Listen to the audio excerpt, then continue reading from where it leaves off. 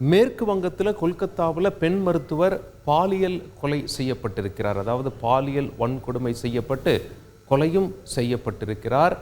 இந்த வழக்கை பொறுத்தவரை சஞ்சய் ராய் என்பவரை சிபிஐ கைது செய்து விசாரிக்கிறாங்க. முதல்ல உள்ளூர் போலீஸ் விசாரிச்சாங்க, பிறகு நீதிமன்றம் சிபிஐ கிட்ட வழக்க மாற்றினாங்க.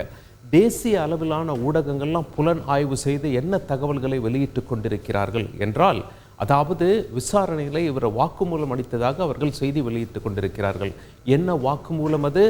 சம்பவம் நடந்த அன்று மேலும் வேறொரு பெண்ணிடம் அத்துமீறியதாக பகீர் கிளப்பும் வாக்குமூலங்களை குற்றவாளி சஞ்சய் ராய் வெளியிட்டிருக்கிறார் என்று சொல்லப்படுகிறது தேசிய ஊடகங்களால். சரி, என்ன நடந்தது என்பதை ஸ்டெப் பை ஸ்டெப்பாக பார்த்து விடுவோம். முதல்ல ஆகஸ்ட் 8ஆம் தேதி சஞ்சய் ராய், இவர் போலீஸில் சிவிக் வாலண்டியராக இருக்கார். இவர் போலீஸ் கிடையாது, தன் ஆர்வலர். அதாவது தானாக முன்வந்து போலீஸுக்கு உதவி செய்வது தான். ஆனால் ஒரு போலீஸ் மாதிரியே வலம் வந்தார். பைக்கில் போலீஸ் என்று இருக்கும், டிஷர்ட்லேயும் போலீஸ் என்று போட்டிருப்பார். ஒரு போலீஸ் மாதிரியே வந்தார், ஆனால் புரோக்கர் என்று சொல்லப்படுகிறது.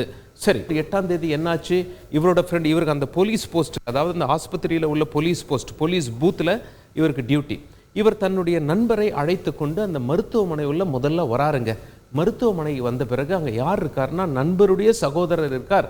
அவரை பார்க்க வந்ததாக சொல்லப்படுகிறது. சிசிடிவி ஆதாரங்களை வைத்து இவர் மருத்துவமனையிலிருந்து எத்தனை மணிக்கு வெளியேறார் அப்படின்னு சொல்லி பார்த்தா 11:15க்கு மருத்துவமனையை விட்டு வெளியேறுகிறார். எதற்காக? சாலையில் அமர்ந்து மது அருந்துவதற்காக ஃப்ரெண்டோடு சேர்ந்து மது அருந்துகிறார். அங்கிருந்து நேராக எங்கே செல்கிறார்கள் தெரியுமா? வடக்கு கொல்கத்தாவில் உள்ள சிவப்பு விளக்கு பகுதிக்கு செல்கிறார்கள்.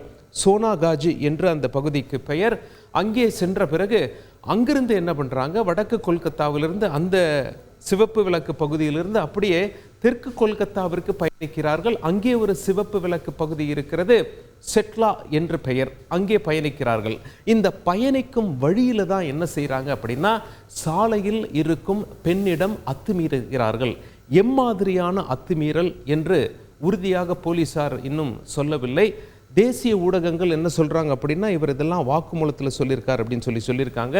என்ன மாதிரியான அத்துமீறல், அந்த பெண் எங்கே புகார் கொடுத்துருக்காங்களா இல்லையா, அதை பற்றிய தகவல் வரலை.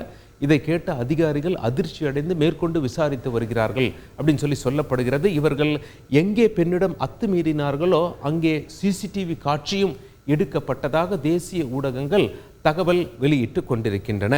இப்படி இருக்க அவங்க தெற்கு கொல்கத்தாவில் உள்ள சிவப்பு விளக்கு பகுதிக்கு வந்தவுடனே சஞ்சய் ராயினுடைய நண்பர் உள்ளே சென்று விடுகிறார். சஞ்சய் ராய் உள்ளே செல்லவில்லை, வெளியே நின்று செல்போனில் வீடியோ கால் பேசி வருகிறார். யாருடன் வீடியோ கால் பேசுகிறார் அப்படின்னா, அவருடைய கேர்ள் ஃப்ரெண்டோட வீடியோ கால் பேசுகிறார் அப்படின்னு சொல்லப்பட்டது. அது மட்டும் இல்லை, தன்னுடைய தோழியிடம் அவர் ஆபாச படம், அதாவது அவர் சம்பந்தப்பட்ட ஆடை இல்லாத படத்தை அனுப்ப சொல்லி இவர் கேட்டதாகவும் அவரும் அனுப்பி வைத்ததாகவும் தேசிய ஊடகங்கள் புலனாய்வு செய்து செய்திகளை வெளியிட்டு கொண்டிருக்கின்றன. அங்கிருந்து நண்பரோடு சஞ்சய் ராய் மருத்துவமனைக்கு வருகிறார். அப்போ நேரம் என்ன தெரியுமா? அதிகாலை 4:03 கேமராவில் பதிவாயிருக்கு. அவர் மருத்துவமனை உள்ளே வந்தவுடனே நேராக செமினார் ஹால் அருகே அவர் காணப்படுகிறார். அந்த செமினார் ஹாலில் நுழைந்த பிறகு என்ன நடந்தது என்பதை பார்ப்பதற்கு முன் இந்த வழக்கு தொடர்பான காட்சிகளை பார்த்து விடுவோம்.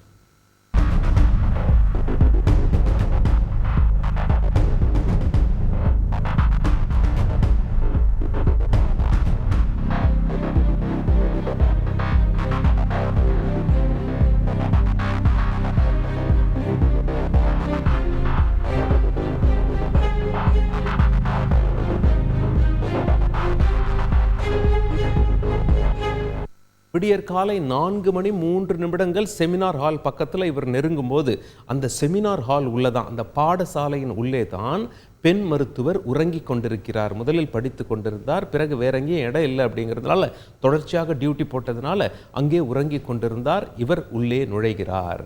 அந்த புலனாய்வு செய்தவங்க என்ன சொல்றாங்க அப்படின்னா, முதலில் கொலை செய்து விடுகிறார், பிறகு பாலியல் வன்கொடுமையை அரங்கேற்றுகிறார் என்ற பகீர் தகவலை இவரே வாக்குமூலத்தில் வெளியிட்டிருப்பதாக அவர்கள் செய்திகள் வெளியிட்டு வருகிறார்கள்.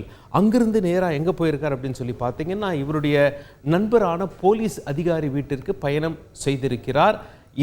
இவர் சொல்ற தகவல்லாம் உண்மை என்று எவ்வாறு நம்புவது என்று அதிகாரிகள் என்ன பண்ணியிருக்காங்க, இவருடைய செல்போன் சிக்னலை ட்ராக் பண்ணியிருக்காங்க. ஆஸ்பத்திரியில் இருந்தது சிசிடிவி மூலமாக தெரிஞ்சு போச்சு. பிறகு அங்கேருந்து வட கொல்கட்டா சிவப்பு விளக்கு பகுதி, அங்கேருந்து தெற்கு கொல்கத்தாவில் உள்ள சிவப்பு விளக்கு பகுதி, மீண்டும் ஆஸ்பத்திரிக்கு வருவது எல்லாமே அவருடைய செல்போன் சிக்னலும் அவரோடனே சேர்ந்து பயணித்திருப்பதால் இவர் சொல்வது உண்மைதான். வாக்குமூலத்தில் சொல்லியிருப்பது செல்போன் சிக்னலும் சொல்லிவிட்டது.